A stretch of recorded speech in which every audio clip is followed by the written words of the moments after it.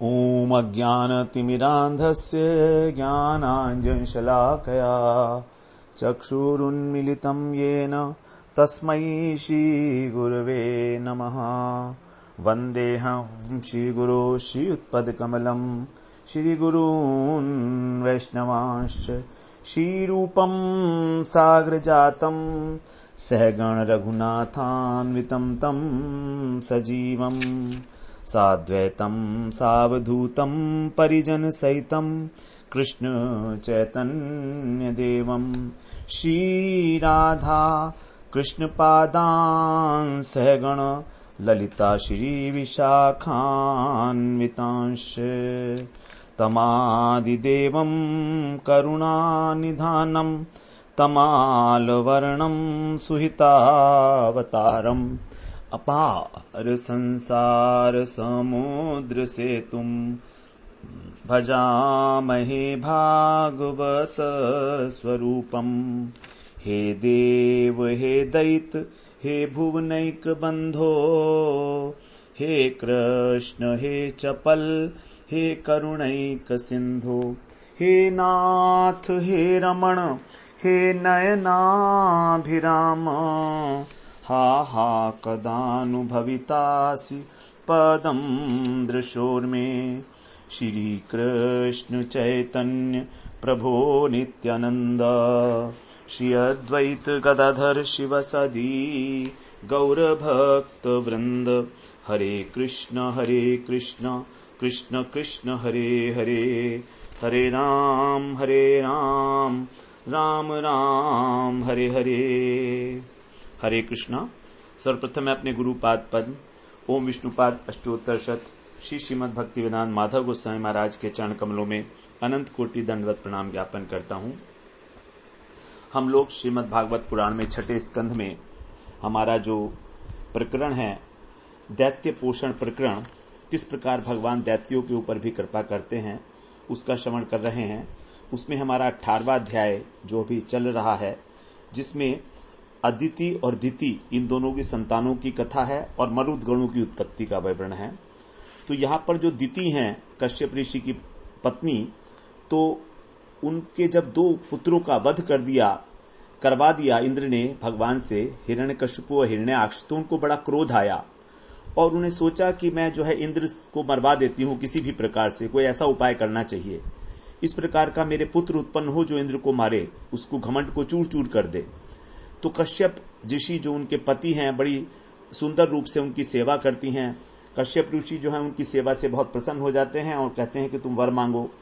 तो दिति उनसे कहती हैं कि मुझे एक ऐसा वर दीजिए जो इंद्र को मार दे।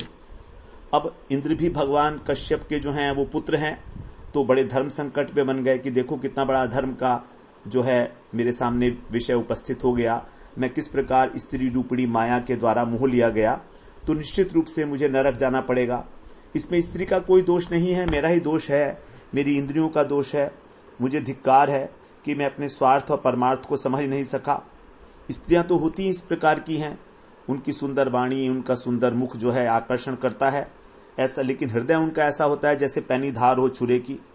तो इस प्रकार से वो अपने को भर्त्सना करते हुए और एक उपाय सोचा उन्होंने, और थोड़ा सा रुष्ट होते हुए दीति से इस प्रकार से बोले। तो अब 45वें श्लोक से हम लोग श्रवण करते हैं। कश्यप उवाच पुत्रस्ते भविता भद्रे इंद्रहा देव बांधवः संवत्सरं व्रतमिदं यद्यंजो धारयिष्यसि। हे भद्रे, हे कल्याणी, यदि अंजः माने विधि पूर्वक, यदि तुम विधि पूर्वक इदम व्रतम, यह नियम, संवत्सर 1 वर्ष तक धारयिष्यसि, धारण करोगी, तो ते माने तुम्हारा पुत्र इंद्रहा, इंद्र को मारने वाला, और देव बांधव, देवताओं का भाई होगा। तो देखिए बड़ी इंपॉर्टेंट बात यहां पर उन्होंने कही कि इंद्र को मारने वाला होगा और देवताओं का भाई होगा, दोनों बातें कह दी। तो देवताओं का भाई तो है ही, क्योंकि अदिति जो है वो उसकी बहन है दिति की, तो एक प्रकार से वो भाई ही हुआ है। लेकिन यहां पर इंद्रहा शब्द से असुर का बोध होता है कि जो इंद्र को मारने के लिए उत्सुक होगा, लेकिन साथ में उन्होंने ये भी कह दिया कि वो बांधव होगा, अर्थात इंद्र का अनुयायी होगा। इंद्र हा शब्द से जो है एक और अर्थ भी निकलता है कि इंद्र का अनुयायी होगा, इंद्र का भक्त बनेगा, तो इसलिए देवताओं को मित्र भी होगा। तो इसका मतलब यह हुआ कि तुम्हारा पुत्र इंद्र को मारेगा किंतु देवताओं का मित्र होगा। अब देखिए, जब कोई व्यक्ति देवताओं का मित्र बन गया तो फिर मारेगा कैसे? ये तो संभव ही नहीं है। तो इस प्रकार से उन्होंने कहा। 46वें श्लोक में कह रहे हैं, दितिरुवाच धारयिष्ये व्रतम ब्रह्मन् ब्रूहि कार्याणि यानि मे यानि चेह निषिद्धानि न व्रतम घननन्ति यानि तु। दिति तो अत्यंत प्रसन्न हो गई, कहती हैं कि हे ब्रह्मन, व्रतम धारयिष्ये, मैं व्रत को धारण करूंगी, यानी में जो मुझे करना है, कार्याणि यह, इसमें यानी माने जो निषिद्ध है वो, और यानी व्रतम तू, और जो व्रत को नष्ट नहीं करता है ऐसे जो विधि है उसको ब्रूहि माने मुझे बताइए। तो कौन से काम करने हैं, कौन से छोड़ने हैं, ये आप मुझे बताइए, और कौन से काम ऐसे हैं जिनसे व्रत भंग नहीं होगा। अब कश्यप जी कह रहे हैं, कश्यप उवाच न हिंस्याद भूत जातानि न शपेन्नाव्रतम वदेत नाच्छिन्द्या नखरो माणी न स्पृशेद इदम अमंगलम। बहुत सारे विधि यहां पर जो है विधि विधान कश्यप जी बताएंगे। उनको कह रहे हैं, नंबर 1, प्राणी मात्र की हिंसा न करे, किसी को शाप, किसी को अपशब्द ना कहे वाणी के द्वारा, किसी को झूठ ना बोले, अनृतम न वदेत, नख रोमाणी न छिंद्यात, नख और रोमों को ना काटे, जो अमंगल वस्तु है उसका स्पर्शेत न, उसको स्पर्श न करे, नापसु स्नायान कुप्येत न संभाषेत दुर्जनई न वसीता धौतवास सृजम च विधृताम क्वचित।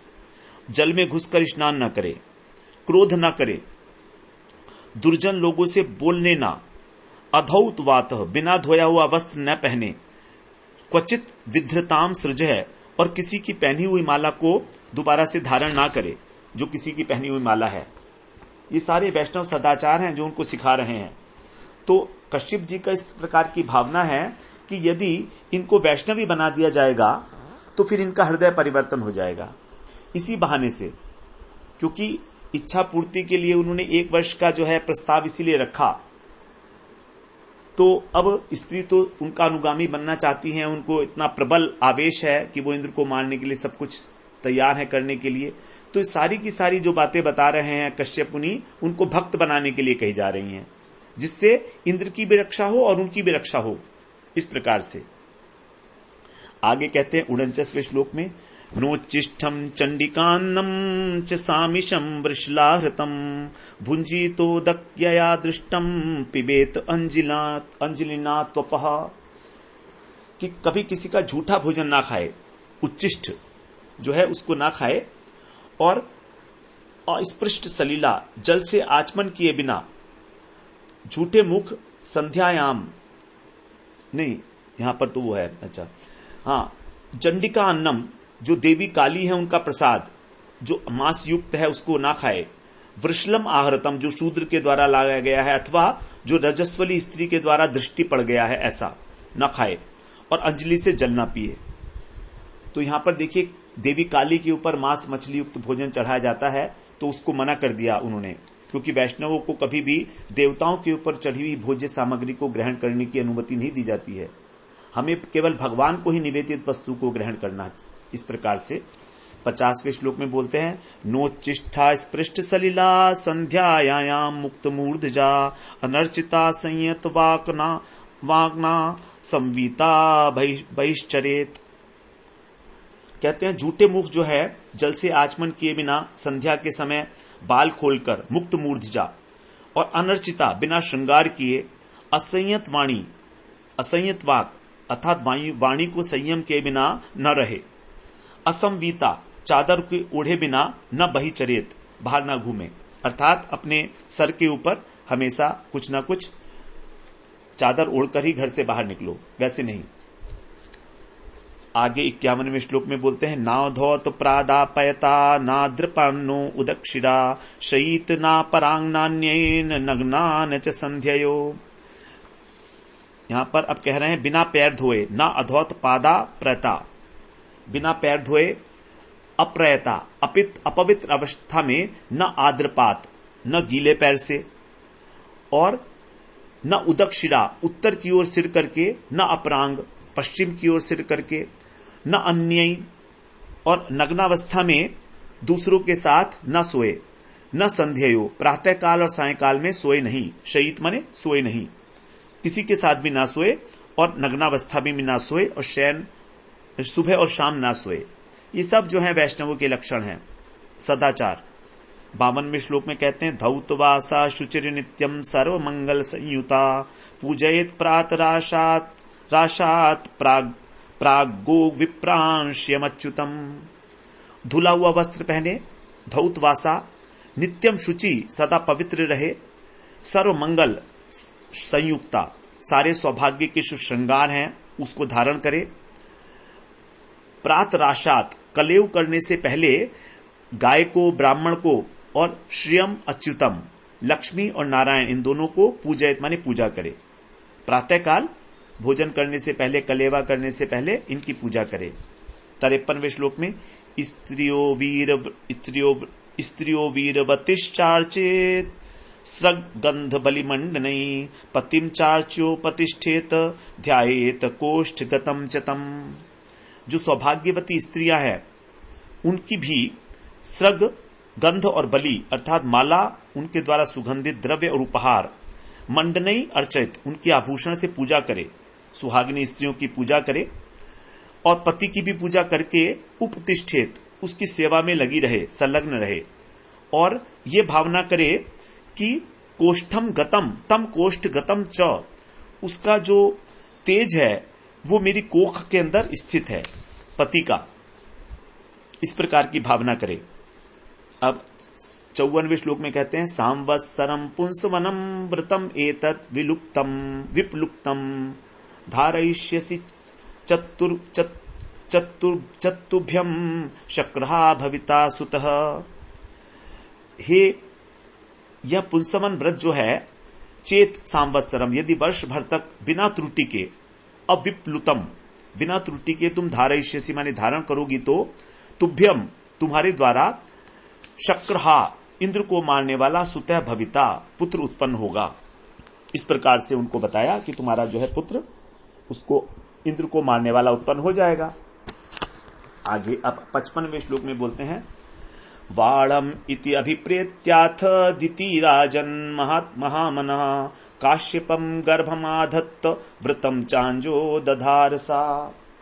हे राजन, बहुत अच्छा, बाढ़म इति ठीक है, ऐसा कहकर अभिप्रेत्य अपने अभिप्राय बताकर उन्होंने जो महामना दिति हैं अर्थात उत्साहपूर्वक दिति ने काश्यपम गर्भम कश्यप ऋषि के गर्भ को आधत्त माने धारण किया और अंजह व्रतम अनायास ही वो नियमों का भी सादधार पालन करने लगी। तो इस प्रकार से उन्होंने अपनी कोख में कश्यप जी का वीर्य धारण किया और अनायास ही सभी नियमों का पालन करते हुए वो रहने लगी। अब आगे 56वें श्लोक में कह रहे हैं मातृषु असुरभिप्रायमिंद्र आज्ञायमानद शुश्रूषेण आश्रमस्थाम दितिम परियचरत कवि। यहां कह रहे हैं कि मानद अर्थात सम्मान देने वाले हे परीक्षित, कवि इंद्र जो बुद्धिमान इंद्र हैं उन्होंने मातृश्वसु का मतलब है मौसी अर्थात दिति, इनका अभिप्राय को जानकर दिति आश्रम स्थान दिति के आश्रम में रहकर शुश्रूषेण परियचरत उनकी शुश्रूषा करने लगे छद्म वेश में, जिससे कि उनको कोई पहचान ना पाए। तो इंद्र ने अपने वेश बदल लिया और दिति के आश्रम पर आकर उनकी सेवा करने लगे दिति की, क्योंकि वो समझ गए कि दिति जो है इस प्रकार का आचरण कर रही हैं, कहीं भी कोई भूल होगी तो मैं एक्शन ले लूंगा तुरंत। 57वें श्लोक में कहते हैं नित्यम वना सुमनसः फल फूलस मित्कुशान पत्रांकुर मृदो पश्च काले काल उपाहरत। इस प्रकार प्रतिदिन काले काल समय समय पर वन से, वनात्मा ने वन से, पत्र पुष्प मूल समित माने समिधा, कुश पत्र तुलसी पत्र इत्यादि, अंकुर दूर्वांकुर मिट्टी और जल वे उपहारत लाने लगे, उनकी सेवा में समर्पित करने लगे। एवं तस्या वृतस्थाया वृतच्छिद्रम हरिर्नृप प्रेप्सु पर्यचरो जीमो मृगहेव मृगाकृति। हे राजन, एवं मन इस प्रकार तस्या वृतस्थाया, उस नियम निष्ठा के, व्रत छिद्रम, नियमों में त्रुटि को, प्रेप्सु माने पकड़ने के लिए, मृग आकृति, मृग का आकार धारण करके, और मृगहा इव, मृगों में मिले हुए बहेलिए के समान, जीम हरि, जो छली है इंद्र, छद्म वेश में, जो देवराज इंद्र ने कपट वेश धारण किया हुआ था, पर्यचरत, उनकी सेवा करते थे। तो जैसे बहेलिया हिरण को मारने के लिए हिरण किसी सूरत बनाकर उनके पास जाता है, उसी प्रकार इंद्र भी कपट वेश धारण करके व्रत परायणा दीति के पास जो है वो जाकर उनकी त्रुटि पकड़ने के लिए सेवा करने लगे। सोच रहे थे कब भी मौका लगेगा तो मैं तुरंत जो है इनका व्रत भंग कर दूंगा। अब 59वें श्लोक में बोलते हैं, नाद्य गच्छद व्रत छिद्रम तत्परोथ महीपते चिंताम त्रिवाम गतः शक्रः केन में स्याच्छिवम त्विह।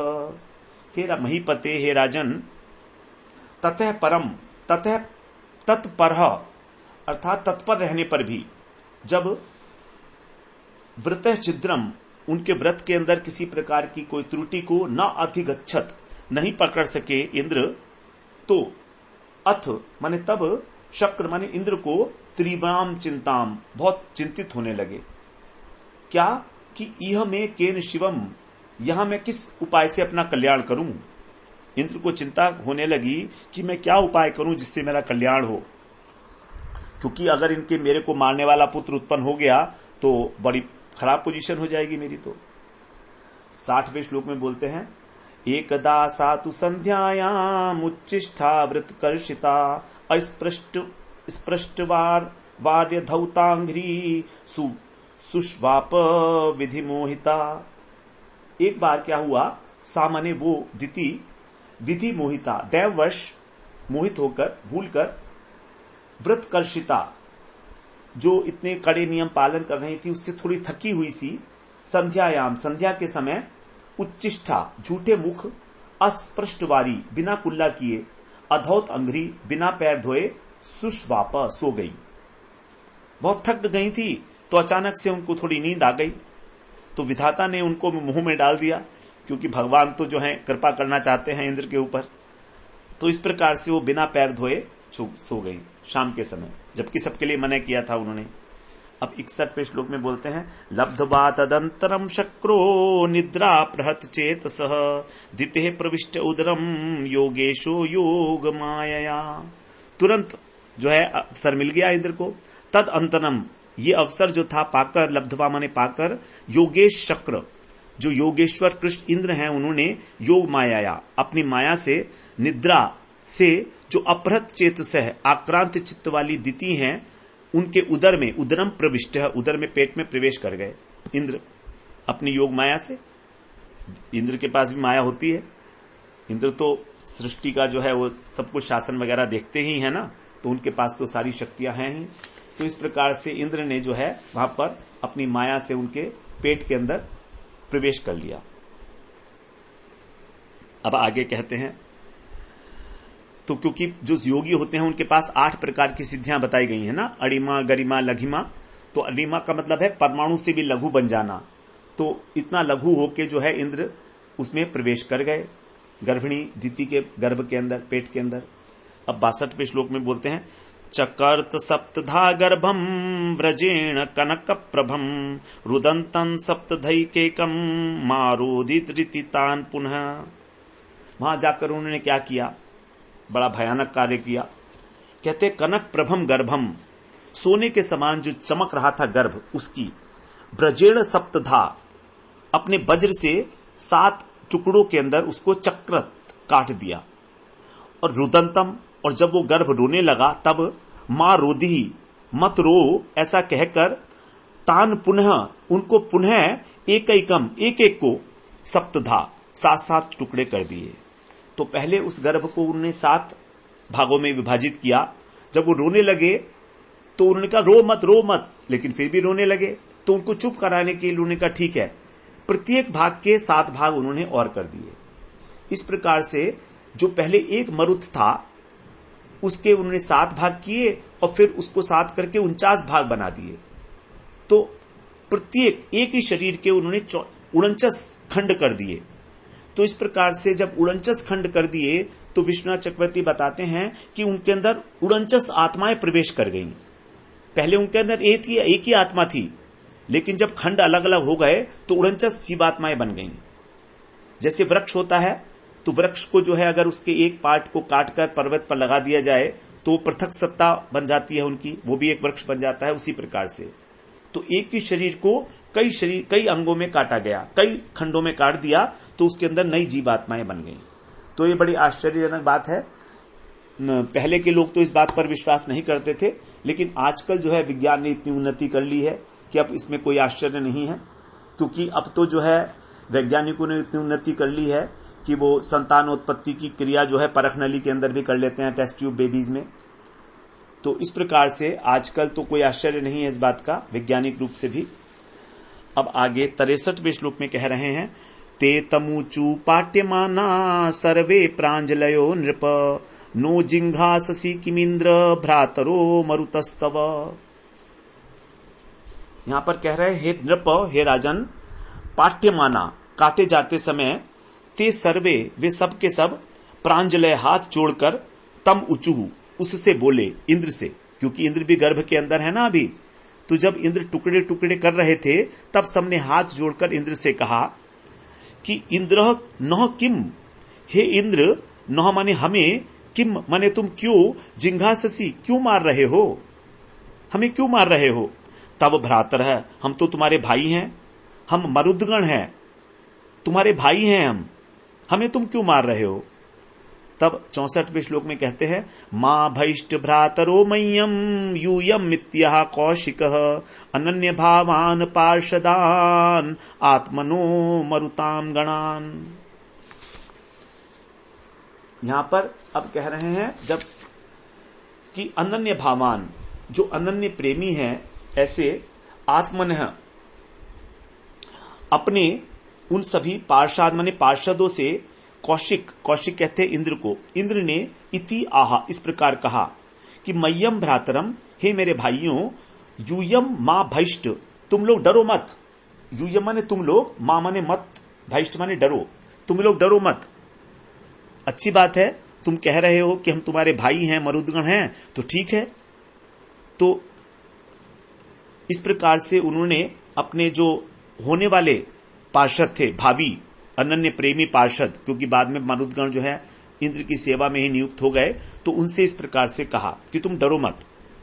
65वें श्लोक में बोलते हैं, नममार दितिर्गर्भ श्रीनिवासानुकंपया बहुधा कुलिक्ष क्षुण्णो द्रोणस्य त्रेण यथा भवान। श्रीनिवास मतलब भगवान नारायण की कृपा से, अनुकंपया, यथा भवान जैसे तुम।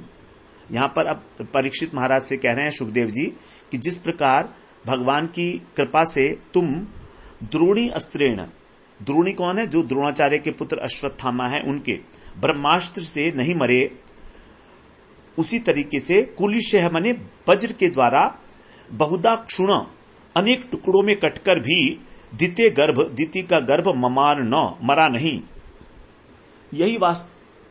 यही वास्तव में भगवान की कृपा है। यद्यपि इंद्र ने उनको 49 भागों में बांट दिया, लेकिन तो भी वो मरे नहीं किसी प्रकार। तो यही जो है भगवान की कृपा है, क्योंकि भगवान का ऐसा अनुग्रह हुआ दिति के ऊपर और उसके पुत्रों के ऊपर कि उनका नाश नहीं हुआ गर्भ का। परीक्षित महाराज को निश्चित रूप से कोई आश्चर्य हुआ होगा, इसीलिए सुखदेव जी कहते हैं कि तुम आश्चर्य मत करो। अश्वत्थामा के जो ब्रह्मास्त्र की बात है तुम भूल गए क्या? तुम्हारे माता के पेट में घुसकर भगवान ने उसको जो है बचाया था, तुमको, तुम्हारी रक्षा की थी भगवान ने। तो जैसे तुम्हारी भगवान ने रक्षा की, उसी प्रकार से भगवान जो है दिति के पुत्रों के भी रक्षक हो गए। तो इसमें आश्चर्य की क्या बात है? इसीलिए सुखदेव जी महाराज जो है परीक्षित जी को उनका उदाहरण दे रहे हैं। समझ गए होंगे परीक्षित जी को बोलते हुए कि परीक्षित जी को कुछ आश्चर्य हो रहा है, ये प्रश्न पूछने वाले हैं कि वो कैसे बच गए। तो यही भगवान का अनुग्रह है कि किस प्रकार से भगवान अपने सभी प्राणियों का पोषण करते हैं। 66वें और 67वें श्लोक को एक साथ पढ़ेंगे। सकृदिष्ट्वादि पुरुषम पुरुषो याति साम्यताम संवत्सरम किंचिदूनम दित्या यद्धरीर्चर्चितः सजूरिन्द्रियेण पंचाशत् देवास्ते मरुतो भवन व्यपोय मात्र दोषम ते हरिणा सोमपाकृतः। अब यहां पर कह रहे हैं कि यत माने क्योंकि, दित्या माने दिति ने, संवत्सरम एक वर्ष में, किंचित ऊनम उससे कुछ कम ही समय तक, थोड़ा एक वर्ष से पहले की बात है जब ऐसा हुआ, हरि अर्चितम श्री हरि की पूजा की थी। पूरे एक वर्ष नहीं हुआ था, थोड़ा कम समय हुआ था। तो पुरुष है, जो भगवान पुरुष हैं, आदि पुरुषम भगवान की सकृत इष्टवा एक बार पूजा करके भी साम्यताम याति उनकी समानता पा लेता है। तो दिति ने तो कम से कम एक वर्ष तक पूजा की थी ना, और साधारण रूप से भी यदि कोई भगवान की एक बार भी पूजा करे तो भगवान के साथ वो साम्यता पा लेता है। साम्यता का मतलब है कि भगवान के गुणों को प्राप्त कर लेता है, समानता प्राप्त कर लेता है। तो यहां पर उन्होंने तो जो है एक वर्ष तक पूजा की थी, और अब सजू माने अब इंद्रेण इंद्र के साथ ते 50 वे सबके सब 50 मरुत देवा, 50 जो मारुत हो गए, अभवन माने हो गए, मातृ दोषम माता के दोष को व्यपोह्य त्याग कर, इंद्रेण ते इंद्र के द्वारा वे सोमपाह कृता सोमपान के अधिकारी देवता बन गए। तो अब 49 देव मरुदगण के साथ जो है इंद्र 50 हो गए, और इंद्र ने जो है फिर जो है मां के द्वारा जो इच्छा की गई थी कि इंद्र को मारने वाला पैदा हो, तो किसी प्रकार का भी शत्रुभाव नहीं रखा उन पुत्रों के साथ, और उनको जो है सोमपान करने वाला अपना अनुयायी देवता बना लिया इंद्र ने। तो जब इंद्र ने अंदर रहे तो ये भी सब भगवान का ही अनुग्रह। तो इस प्रकार कहा गया कि दिति ने लगभग एक वर्ष की पूजा की थी, उससे उनके अंदर परमार्थिक शक्ति आ गई थी, चित्त शक्ति, चित्त बल, और उस चित्त बल के कारण ही जो है 49 मरुदगण मरे नहीं, और जो भी भगवान की कृपा से जो है देवताओं के बराबरी में आ गए। यही आश्चर्य की बात है एक, कि यही भगवान का अनुग्रह है, क्योंकि भगवान जिस पर अनुग्रह करते हैं वो सोमपाई देवता, इंद्र की भी उन्होंने विचारधारा बदल दी, इंद्र की भी जो बुद्धि थी अपनी माता के प्रति वो बदल गई, उन पुत्रों के प्रति भी वो बुद्धि बदल गई, तो सबको देवता बना लिया इंद्र ने उनको। ऐसा भगवान का पोषण है कि वे दैत्य से देवता बन गए। तो दिति को बड़ा आश्चर्य हुआ, और फिर आगे अब कह रहे हैं 68वें श्लोक में, दितिरुत्थाय ददृशे कुमारानल प्रभान इंद्रेण सहितान देवी पर्यतुश्चत अनिंदिता। 68वां 68 श्लोक है, उसमें कह रहे हैं कि दिति उत्थाय, फिर दिति ने उठकर अनल प्रभान, जो अग्नि के समान तेजस्वी थे ऐसे कुमारान बालकों को, इंद्रेण सहितान इंद्र के साथ देखा, ददृश्य माने देखा, और अनिंदिता देवी जो निंदा के योग्य नहीं है ऐसी वो देवी पर्यतुष्यत बहुत प्रसन्न हुई, बड़ी प्रसन्न हुई वो, क्योंकि अब उनका स्वभाव जो है बदल गया है भगवान की इतनी भजन करके। 69 में कहते हैं, अथेन्द्र महातातहम आदित्यानाम भयावहम अपत्यम इच्छन्त्य चरम व्रतम एतत् सुदुष्करम। फिर अथ इंद्रम आहा, इस प्रकार वो बाद में इंद्र से बोली कि तात अहम, हे बेटा मैंने, आदित्या नाम भय आवहम, अदिति के पुत्रों को भय देने वाले, अपत्यम इच्छन्ति पुत्र को पाने की इच्छा की थी, और इसके लिए एतत् दुष्कर व्रतम अचरम, बड़े मुश्किल व्रत को मैंने धारण किया था। तो अब 70वें श्लोक में पूछती हैं, एक संकल्पित पुत्र है सप्त सप्ता भवन कथम यदि ते विदितम पुत्र सत्यम कथय मामृषा। मैंने तो एक पुत्र का संकल्प किया था, तो फिर ये सप्त अर्थात 7 into 7 49 कैसे हो गए, कथम अभवन, पुत्र यदि ते, बेटा यदि तुम्हें ये पता हो तो सत्यम कथय, मुझे सच सच बताओ, मृषा मां, झूठ मत बोलना। तो समझ गए कि इंद्र जो है वो जानता है इस बात को कि 70 कैसे हुए, क्योंकि पेट के अंदर से निकला है वो भी। तो तुम जो है सच सच मुझे बताओ। तो इंद्र कहता है, इंद्रुवाच अम्ब ते हम व्यवसितम उपधार्या गतोन्तिकम लब्धांतरोच्छिदम गर्भम अर्थबुद्धिर्न धर्मवित्। इंद्र कहता है, अम्ब, हे मां, ते व्यवसितम, आपने जो उद्योग किया था, आपने जो इच्छा की थी उसको जानकर, उपधार्य माने जानकर, अहम ते अंतिकम, मैं आपके समीप, अर्थ बुद्धि आगत, स्वार्थ बुद्धि से आया, और धर्मवित न, मैं कोई धर्मज्ञ तो हूं नहीं, तो इसलिए अंतरम लब्धा, इस आपकी जो व्रत के अंदर अंतर आ गया अर्थात त्रुटि हो गई, उसको पाकर मैंने गर्भम आच्छिदम, मैंने गर्भ को काट दिया, मैंने उस गर्भ को काट दिया। जैसे ही तुम्हारे, क्योंकि मेरे मन में कोई धर्म भावना तो है नहीं, मैं कोई धर्मज्ञ तो हूं नहीं, मैं तो अपनी रक्षा करना चाहता था आपके पुत्र से, इसलिए मैंने उसको अपने वज्र से उसके 7 टुकड़े कर दिए, काट दिया मैंने।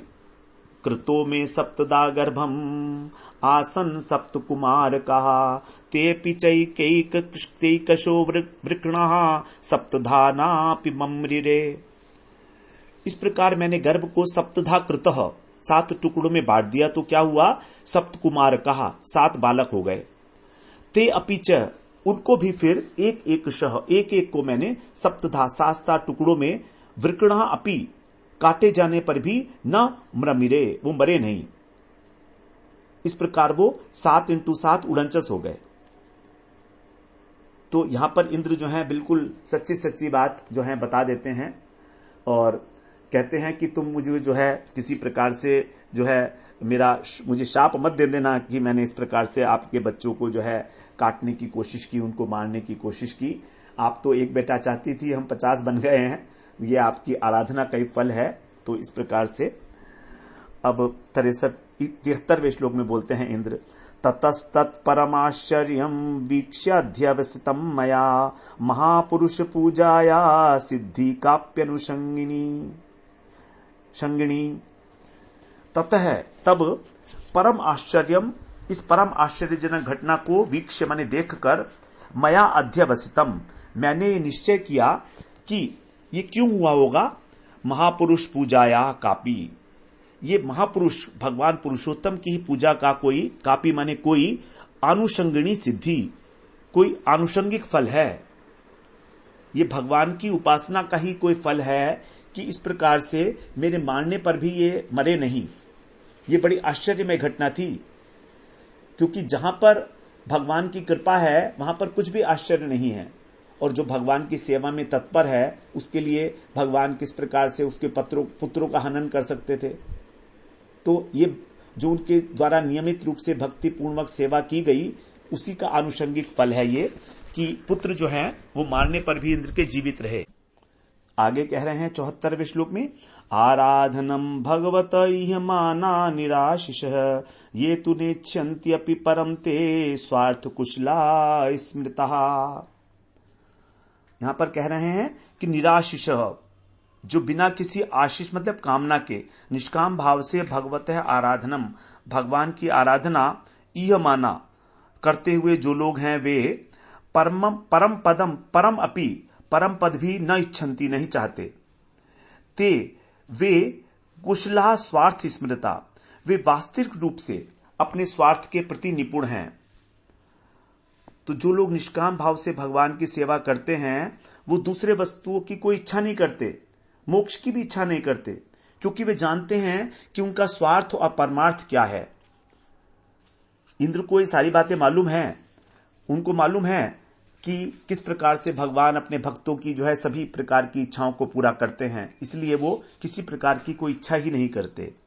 75वें श्लोक में बोलते हैं, आराध्यत्म प्रदम देवम स्वात्मानम जगदीश्वरम को वृणीते गुण स्पर्शम बुधैस्यान नरके पियत। आराध्य आत्म प्रदम देवम स्वात्मानम, अपने आत्मरूप जो जगदीश्वर हैं, भगवान स्वामी हैं इस विश्व के, वे आत्म प्रदम देवम, अपने आप को भी दे देते हैं। ऐसे जो देवता की आराधना करके जो नरक में भी मिलता है, यत नरके अपि स्यात्, जो सुख नरक में भी मिलता है वो इंद्रिय भोग, कह बुधय वृणीते, कौन बुद्धिमान मांगेगा। इंद्र ये सारी बातें कह रहे हैं कि जो भगवान प्रसन्न होकर अपने आप को भी दे देते हैं तो कौन बुद्धिमान उनसे जो है विषय भोग मांगेगा, क्योंकि ये सुख तो जो नरक में भी मिलते हैं इस प्रकार के विषय भोग। 76वें श्लोक में कहते हैं, तदिदम मम दौर्जन्यम बालिशस्य महीयसी क्षंतुम अरसि मातस्त्वम दिष्टया गर्भो मृतोत्थितः। तदिदम, अतः ये जो मेरी मम बालिशस्य, मेरी मूर्ख की दुष्टता है, दौर्जन्यम, मैं मूर्ख हूं और मैंने बड़ी दुष्टता का कार्य किया है, उसको हे महीयसी मातः, हे मेरी पूजनीय माता, आप त्वम क्षंतुम अरसी, आपको क्षमा कर देना चाहिए। दिष्टया, ये बड़े सौभाग्य की बात है कि मृत गर्भ उत्थित, कि आपका मरा हुआ जो गर्भ था, जिसको मैंने मारने के लिए प्रयत्न किया था, वो खंड खंड हो जाने पर भी फिर से जीवित हो गया। ये बड़े आश्चर्य की बात है, इसलिए आप मुझे क्षमा कर दें। ये हम सब के ऊपर भगवान की बड़ी करुणा है कि इस प्रकार से भगवान ने हमारे ऊपर पोषण किया है और आपके पुत्र की रक्षा की है, आपके पुत्रों की, मेरी और आपकी, सबकी रक्षा की है भगवान ने। तो शत्रु होने के नाते मैंने उसको मारा था, लेकिन फिर भी आपकी भक्ति के कारण भगवान के प्रति ये मरे नहीं और दोबारा से जो है उत्पन्न हो गए, खड़े हो गए।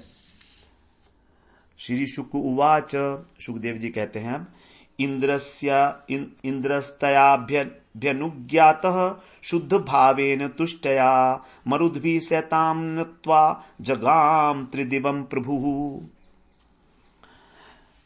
शुकदेव जी कहते हैं, शुद्ध भावेन, इंद्र के उस शुद्ध भाव से तुष्टया, जो संतुष्ट हो गई, ऐसी तया माने उस दिति ने, अभ्यनुज्ञातः, आज्ञा पाकर, उस दिति से, उस दिति माता से आज्ञा पाकर, अभ्यनुज्ञातः मरुत भी सह, मरुद गणों के साथ, ताम नत्वा, उन दिति को नमस्कार करके, प्रभु इंद्र, जो देवराज इंद्र थे, वे त्रिदिवम जगाम, अपने लोक में चले गए, स्वर्ग में। त्रिदिवम, तो स्वर्ग को त्रिदिव भी बोलते हैं और त्रिदशपुर भी बोलते हैं, कई नाम है स्वर्ग के। इस प्रकार से तो जो है दिति जो है देवराज इंद्र के इस प्रकार के सच बोलने से, शुद्ध भाव से संतुष्ट हो गई और उन्होंने कहा ठीक है, तुम इन मेरे पुत्रों को भी अपने साथ ही रखो, क्योंकि अब तुम्हारे सेवक के रूप में रहेंगे। 78वें श्लोक में कह रहे हैं अब, एवं ते सर्वमाख्यातम यन्माम त्वं परिपृच्छसि मंगलम मरुताम जन्म किम भूय कथयामि ते। यहां पर अब कह रहे हैं कि सुखदेव जी कह रहे हैं कि एवं ते सर्वम आख्यातम, इस प्रकार ते माने तुमको मैंने सभी कुछ, ये जो पूछा था तुमने उसको, यन माम त्वम परिपृच्छसि, तुमने जो पूछा था मैंने तुमको आख्याता मैंने बता दिया है। मंगलम मारुताम जन्म, ये जो मरुदगण का जन्म है ये बड़ा मंगल है। और किम भूय कथयामि में, तो अब तुम और मुझसे क्या सुनना चाहते हो। तो मैंने सब प्रकार से समग्र रूप से तुम्हें उसका उत्तर दिया है। मरुदगणों के जन्म के विषय में तुमने पूछा था कि ये मरुदगण जो है किस प्रकार से जो है देवता बन गए, तो मैंने तुम्हें ये सारा वृतांत उनके जन्म का सुनाया। बड़ा मंगलमय वृतांत है ये। और अब बताइए आप मुझसे आगे क्या पूछना चाहते हैं।